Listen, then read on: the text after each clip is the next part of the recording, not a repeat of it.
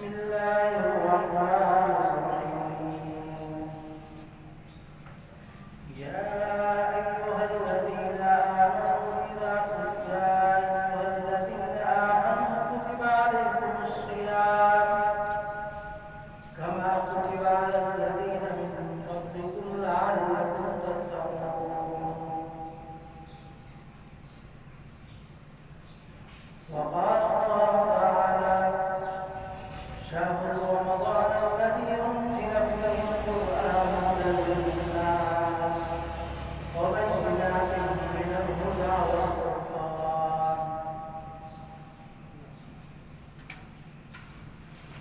صدق الله العظيم وصدق رسوله النبي الكريم ونحن على ذلك لمن الشاهدين والشاكرين والحمد لله رب العالمين.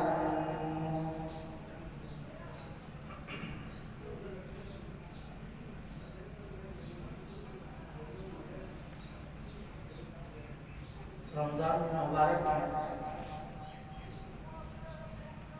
آمد قریب ہے اور اس کی تیاری کے لیے ہمیں اپنے آپ کو تیار کرنا ہے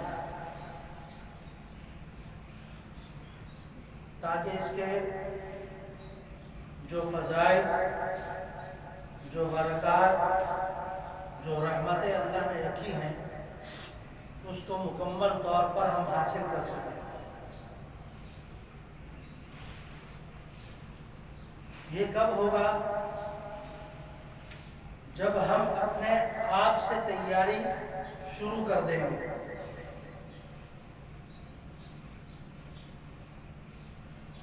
آج یہ بڑا مسئلہ ہے کہ کسی بھی معاملے کے اندر ہم چاہتے ہیں کہ پہلے دوسرے لوگ اس پر آئے، بعد میں اس پر آؤں گا۔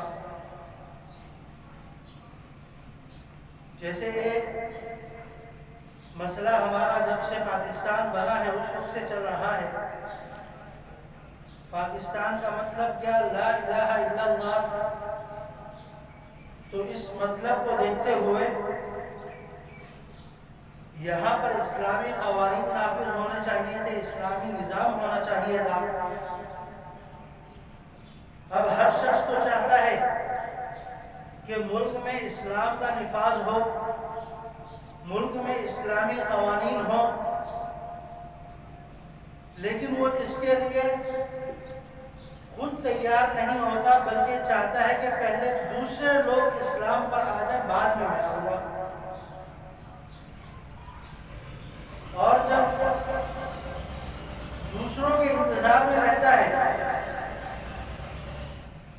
تو خود بھی اسلام سے دور ہوتا جاتا ہے۔ حضور علیہ السلام نے سب سے پہلے اپنے پر سے تیاری شروع کی، دوسروں کے انتظار میں نہ رہے۔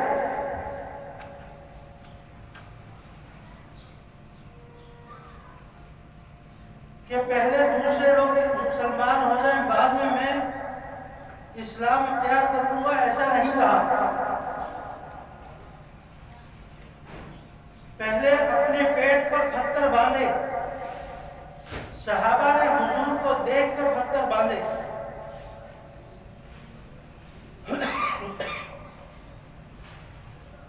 آج ہم یہ تو چاہتے ہیں کہ اسلام نافذ ہو، لیکن یہ نہیں چاہتے کہ سب سے پہلے میں اس میں استعمال ہو جاؤں، سب سے پہلے میرے وجود پر اسلام آ جائے۔ تو کئی رمضان المبارک ہماری زندگی کے گزر چکے ہیں،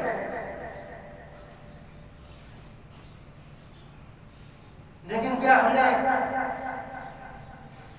یہ رمضان بھی اپنے گزشتہ رمضان کی طرح گزارنا ہے یا اس میں تبدیلی آنی چاہیے؟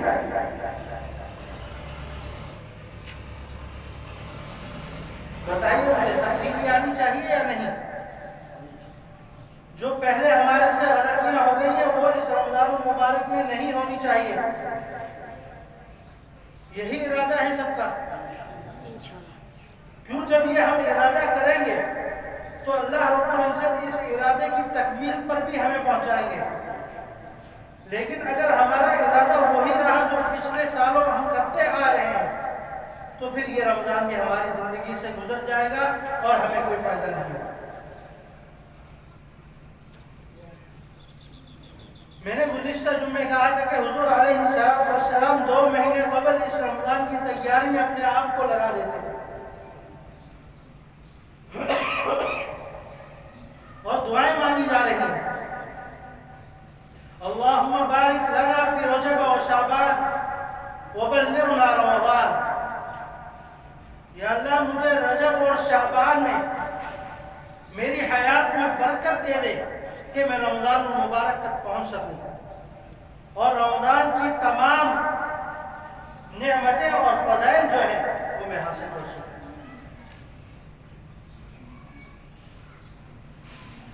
الشعبان الشہری، حضور علیہ السلام فرماتے ہیں الشعبان الشہری کہ شعبان میرا مہینہ ہے اور رمضان شہر اللہ، اور رمضان اللہ کا مہینہ ہے.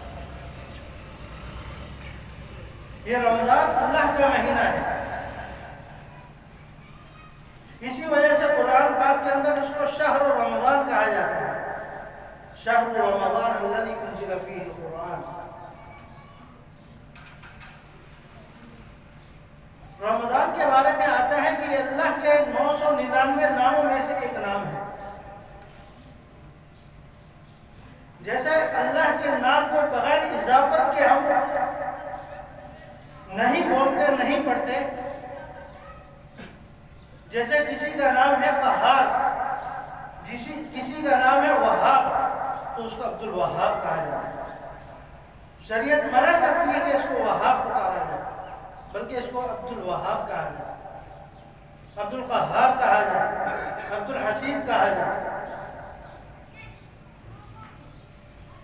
کہ یہ اللہ کی صفت ہے خاص، تو اس کے ساتھ کوئی اضافت ہو عبد کی تاکہ پتہ چلے یہ عبد کا نام ہے، ایک بندے کا نام ہے. تو یہ رمضان اس کے ساتھ شہر کا لفظ قرآن پاک میں آیا، شہر رمضان، تاکہ پتہ چلے کہ یہ اللہ کے ناموں میں سے ایک نام اضافت کی گئی. رمضان کہا جاتا ہے رمضان سے، جس کے معنی ہے تیز تپش کے، حرارت کے. ایسی تپش جو چیز کو جلا کر راکھ کر دے. علماء نے اس کے مختلف جواب دیے ہیں. ایک جواب یہ ہے کہ رمضان المبارک عموماً جس وقت رمضان کا مہینہ ہوتا ہے اس وقت گرمی ہوتی ہے، یا گرمی نہ بھی ہو تو روزے کی شدت کی وجہ سے دن بھر کے بندہ کام کرتا ہے تو اس سے پیاس محسوس ہوتی ہے، تو شدت کی وجہ سے ہوتی ہے، حرارت کی وجہ سے کہ وہ پانی نہیں پی سکتا، روزہ ہے. تو اس شدت والی کیفیت کو دیکھ کر اس کو رمضان کہا جاتا ہے. ایک دوسری توجیہ بھی لکھی ہے اور یہ ذرا راجح معلوم ہوتی ہے. وہ یہ کہ رمضان سے اس وجہ سے ہے کہ اس کے معنی جلا دینے کے کیوں ہیں کہ یہ مہینہ تو اللہ کا ہے، لیکن اللہ رب العزت اس مہینے میں اپنے تمام لوگوں کے گناہوں کو معاف کر دیتے ہیں، گناہوں کو جلا کر راکھ کر دیتے ہیں، یعنی اس کے نامہ اعمال سے ختم کر دیتے ہیں، اس کا کوئی اثر باقی نہیں رکھتے. بعض دفعہ ہوتا ہے آپ کوئی تحریر لکھتے ہیں لیکن اس کو مٹاتے ہیں تو کچھ آثار باقی رہ جاتے ہیں. رمضان کے اندر وہ آثار بھی باقی نہیں رہتے، یعنی بالکل صفائی ہو جاتی ہے. اور بعض احادیث میں اس رمضان المبارک کی صحیح برکات حاصل کر لے وہ اس طریقے سے ہو جاتا ہے کہ گویا کہ وہ آج ماں کی پیٹ سے جمع ہے۔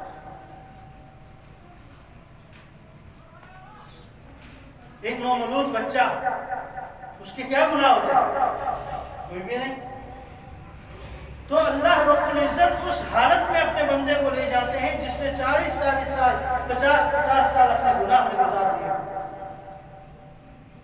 اس رمضان اس روزے کی برکت کی وجہ سے۔ لیکن آج ہم اس طرف توجہ نہیں کرتے، ہم رمضان کو وہ اہمیت نہیں دے پا رہے جو ہمارے نبی نے دی تھی، ہم رمضان کو وہ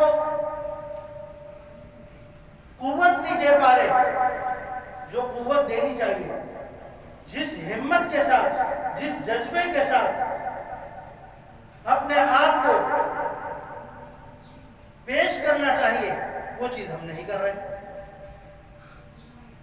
اس کے نتائج پھر ہمارے وہ غلط ہوتے ہیں کہ بعض روزہ تو رکھ لیتے ہیں لیکن وہ روزہ صرف بھوک اور پیاس کے علاوہ ان کو کچھ نہیں دیتا۔ سارا دن صبح سے لے کر شام تک وہ بھوکا پیاسا رہا لیکن اللہ کے ہاں اس کا کوئی اجر نہیں ہوتا۔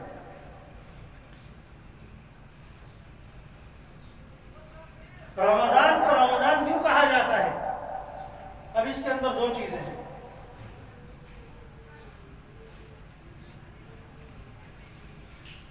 کہ ایک تو رمضان کا مہینہ ہے، دوسرا رمضان کے اندر اعمال ہے۔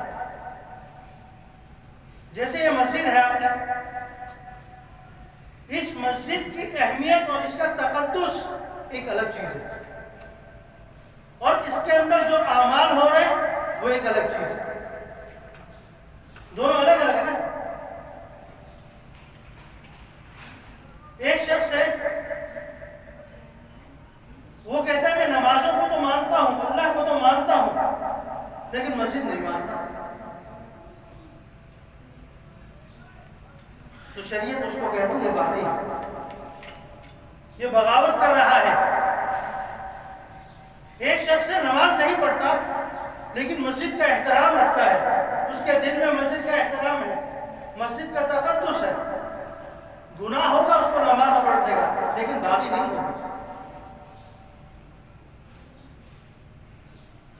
باغی وہ ہے جو اس چار دیواری کے تقدس کو پامال کر دے گا۔ رمضان المبارک کی حیثیت اپنی ہے، اس کے اندر روزہ رکھنے کی حیثیت اپنی ہے، اس کے اندر اعمال کی حیثیت اپنی ہے۔ آپ کوئی شخص گناہ کرتا ہے عام دنوں میں، شریعت کہتی ہے گناہ کیا ہے اس نے، لیکن گناہ کرتا ہے رمضان المبارک میں، اس کی شدت بڑھ جائے گی کہ اس نے شہر اللہ، اللہ کے ماہ میں، اللہ کے مہینے میں اس نے گناہ کیا۔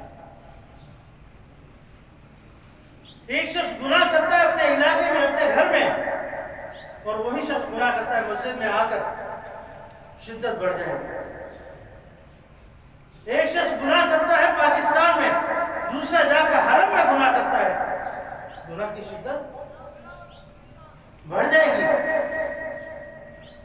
اسی کے مطابق اس کو گناہ ملے گا۔ ایک شخص آج کے دن نماز پڑھتا ہے، ایک شخص رمضان المبارک میں نماز پڑھتا ہے، دونوں میں فرق ہوگا۔ آج کا فرض ایک شمار ہوگا، رمضان المبارک میں فرض کی ادائیگی کرے گا تو اللہ رب العزت 70 فرضوں کے برابر اس کا ثواب دے گا۔ آج روزہ رکھے گا، ایک روزے کا ثواب ملے گا، نفلی روزہ، لیکن رمضان میں رکھے گا ایک فرض کے روزے کا ثواب ملے گا۔ آج ایک نفل نماز پڑھے گا، رمضان المبارک میں نفل نماز پڑھے گا، اس نفل نماز کو اللہ رب العزت فرض کا درجہ دے گا۔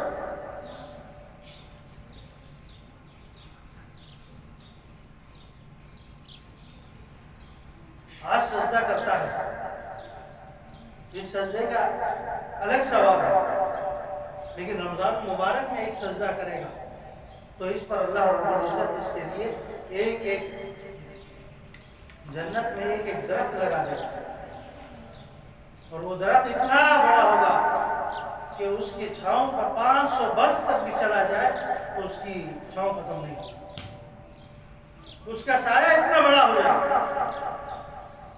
500 برس تک چلتا رہے تو اس کا سایہ ختم نہیں ہوگا۔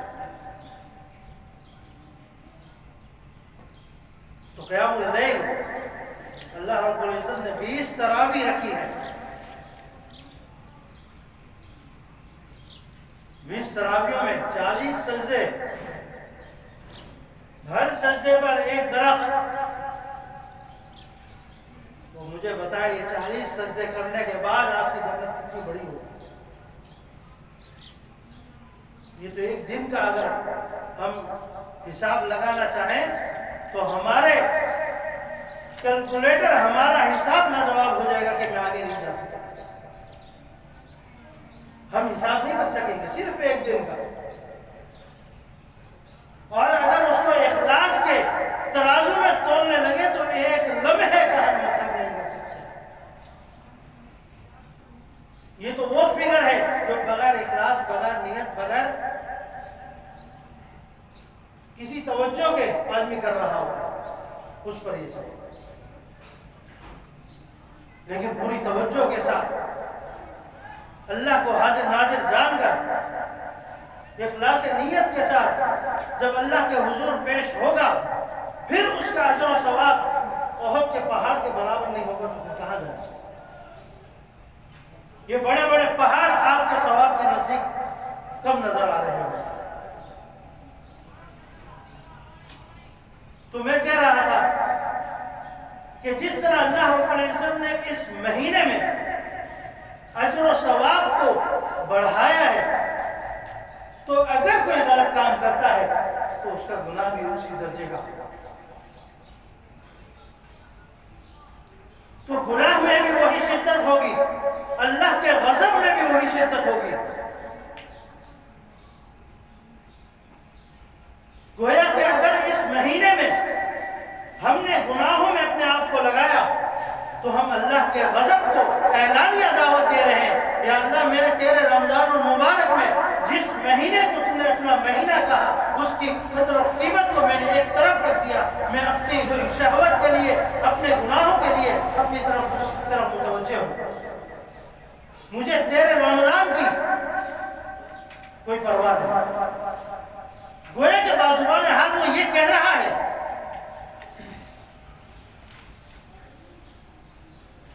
جب ہم اللہ کے حکموں کو اس طرح ایک طرف رکھیں گے تو میرے بھائیو، دوستو، بزرگوں، کیا اللہ رب العزت کا انصاف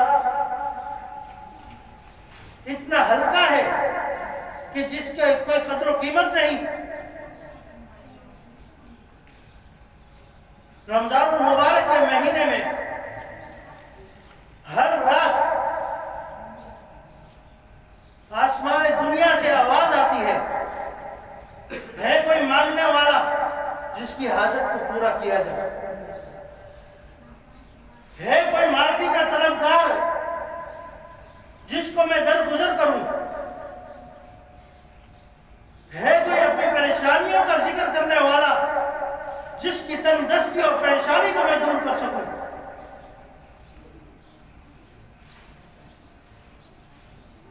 روزانہ فرشتہ رات میں یہ اعلان کرتا ہے، اور جو شخص روزہ رکھ لیتا ہے 70,000 فرشتے صبح صادق سے لے کر غروب آفتاب تک اس کے لیے دعا کرتے رہتے ہیں، اللہ اس کی مغفرت فرما، یا اللہ اس کے عمل کو قبول فرما۔ روزے دار کے لیے سمندر کی مچھلیاں دعائیں تک کرتی ہیں، یا اللہ یہ تیرا بندہ آج بھوک و پیاس میں اپنا سارا دن گزار رہا ہے، اس کے عمل کو قبول کرے۔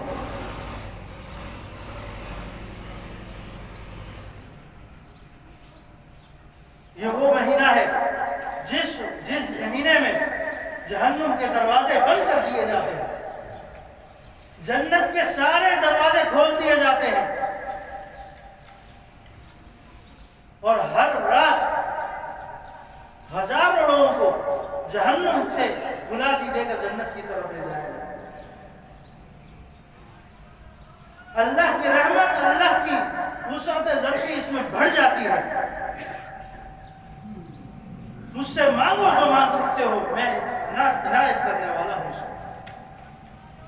مجھ سے جتنا مانگو گے میں اس سے بڑھ کر دوں گا اس مہینے میں۔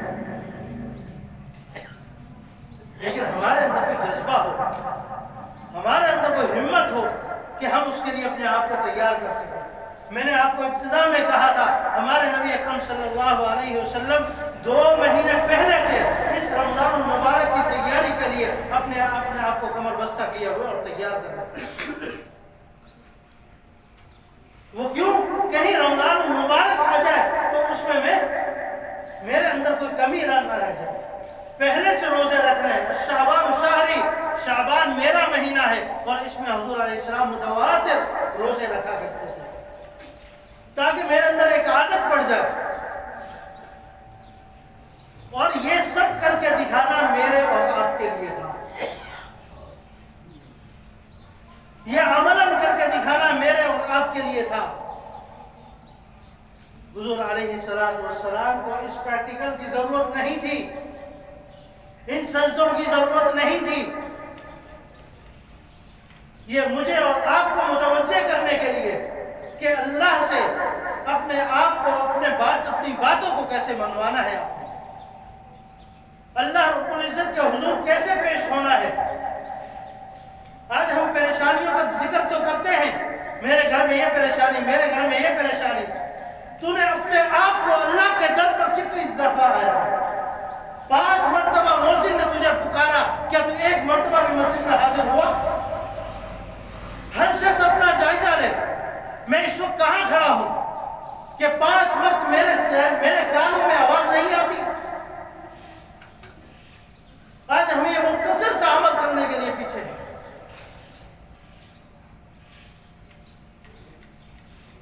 حضرت موسیٰ علیہ السلام نے حضور علیہ السلام کو واپس بھیجا، 5 نمازیں بہت زیادہ ہے۔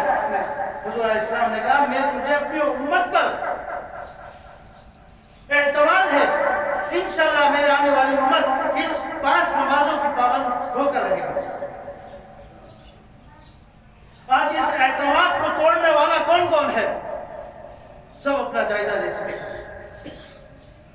حضور علیہ السلام کے اعتماد کو کس کس نے توڑا؟ آج اگر کوئی نماز چھوڑتا ہے، کیا حضور علیہ السلام کو قبر میں تکلیف نہیں ہوتی ہوگی؟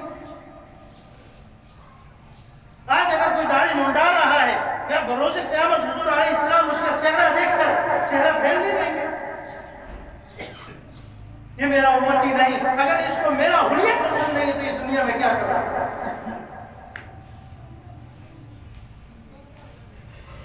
اپنے آپ کو حضور علیہ السلام کے حلیہ پر لے کر، حضور علیہ السلام کے مزاج پر لے کر، پھر دیکھیں یہ رحمتیں بھی آپ کے لیے اتریں گی، یہ عنایات بھی آپ کے لیے اتریں گی، اور اللہ رب العزت بھی آپ سے راضی ہوگا۔ اللہ رب العزت دعا کرتے ہیں، اللہ رب العزت اس رمضان المبارک کی تمام برکات، تمام عنایتیں ہمیں ان مستحقین میں شامل فرما دیجیے جن کے لیے اللہ رب العزت نے یہ رکھی ہے۔ وما علینا الا البلاغ۔